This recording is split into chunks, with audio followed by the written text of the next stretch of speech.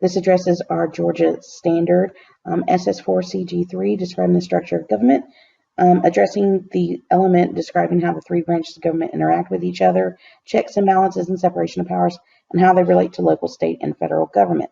First thing we need to make sure we do is we need to understand ourselves. So here are two great websites that you can refer to, kids.usa.gov. It's got a great graphic that illustrates how the three branches, that describes the three branches of government. And also the second one, whitehouse.gov, has a good explanation of how state and local governments incorporate the three branches of government as well. Also to understand the three branches of government, but specifically addressing the checks and balances, if you look right here, we have a description of the three branches of government, but in between them, it refers to how they check each other. How do they make sure that what powers that they have that balance each other out, hence the term checks and balances.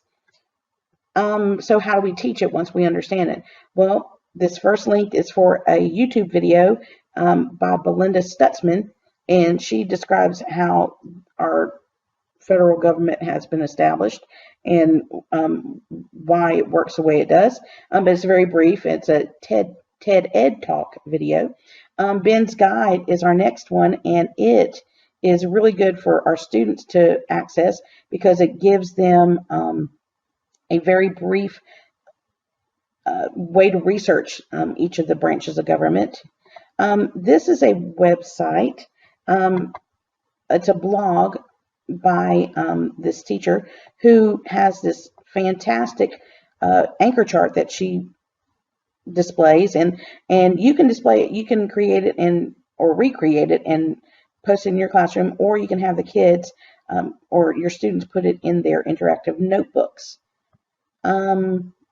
Finally, how do we teach this? There's a great lesson plan by the kids.usa.gov, and this is a very helpful set of activities that you can do, and plus it's got some great resources below. After